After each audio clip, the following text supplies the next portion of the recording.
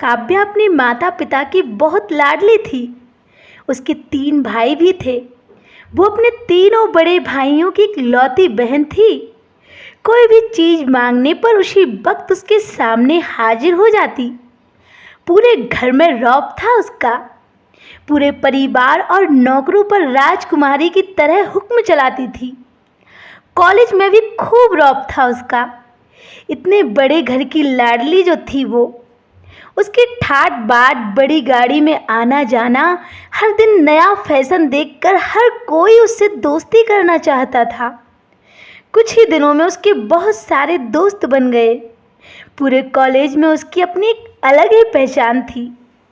इन दिनों उसके घर एक रिश्ता आया उसके लिए।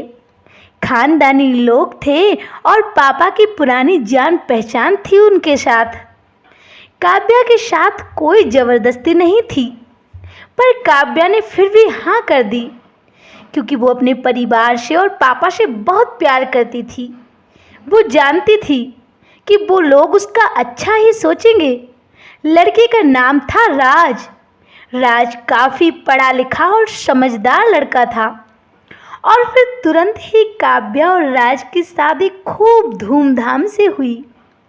ससुराल वाले भी बहुत अच्छे थे। ससुराल में भी काव्या की जगह वैसी ही थी जैसे कि मायके में। कोई भी कार्य काव्या की सलाह के बिना नहीं होता था। सबकी लाडली बहू बन गई थी वो। फिर उसने एक बेटे को जन्म दिया जिसका नाम रखा गया राहुल। राहुल काव्या को अपनी जान से भी प्यारा था। पोता पाकर ससुराल वाले तो फूले नहीं समाते थे।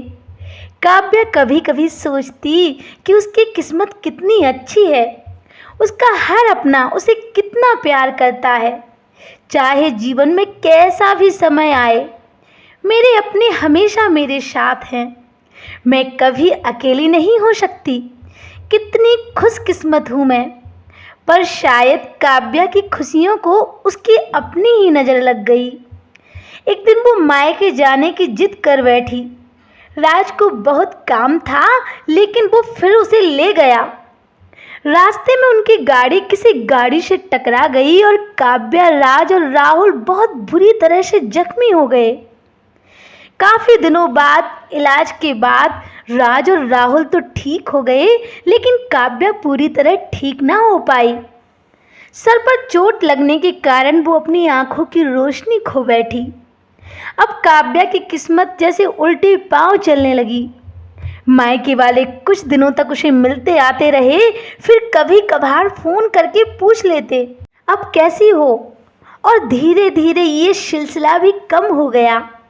ससुराल वालों की सहानुभूति भी अब कम होने लगी। घर में किसी को पास बैठने के लिए वो कहती तो जवाब मिलता, बहुत काम है और अब तुम भी हाथ नहीं बटा सकती। राज भी चिड़चिड़ा हो गया था। बस राहुल ही था उसके साथ, जिसके साथ हंसते खेलते उसका वक्त गुजर जाता था। एक दिन काव्या के हाथ से कुछ सामान गिर गया, जिसकी वजह से राहुल को हल्की सी चोट लग गई।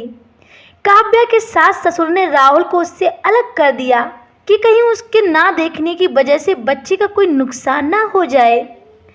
काव्या अंदर से टूट चुकी थी।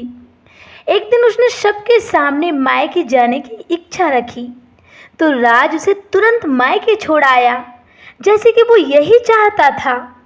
लेकिन राहुल को उसके साथ नहीं भेजा गया कि कहीं राहुल को कोई चोट ना पहुंच जाए।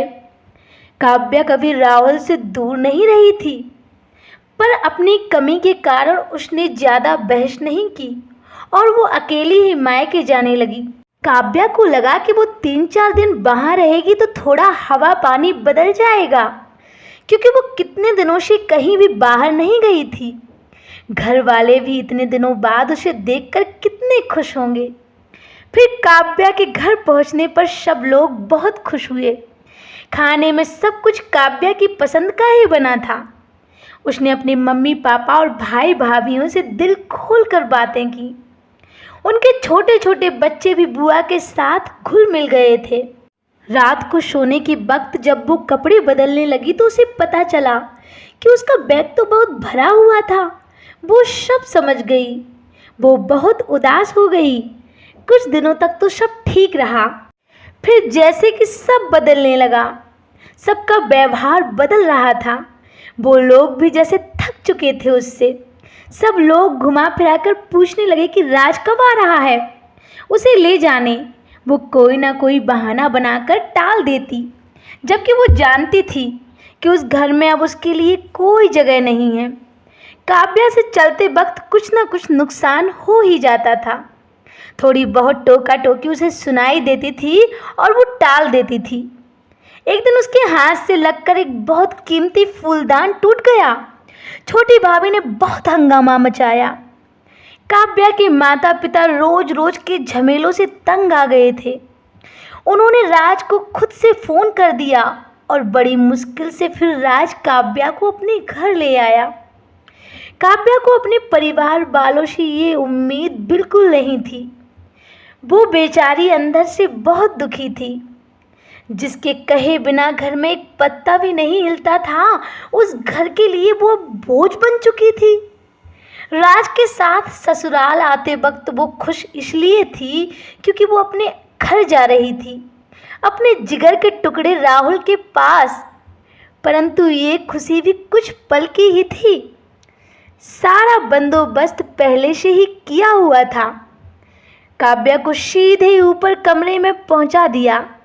राहुल से दूर रहने की सख्त चेतावनी दे गई और एक काम वाली बाई लता को उसकी जिम्मेदारी सौंपी गई, जो उसके खाने पहनने जैसी ज़रूरतों का ध्यान रखती। अब काव्या ज़्यादातर चुप रहती।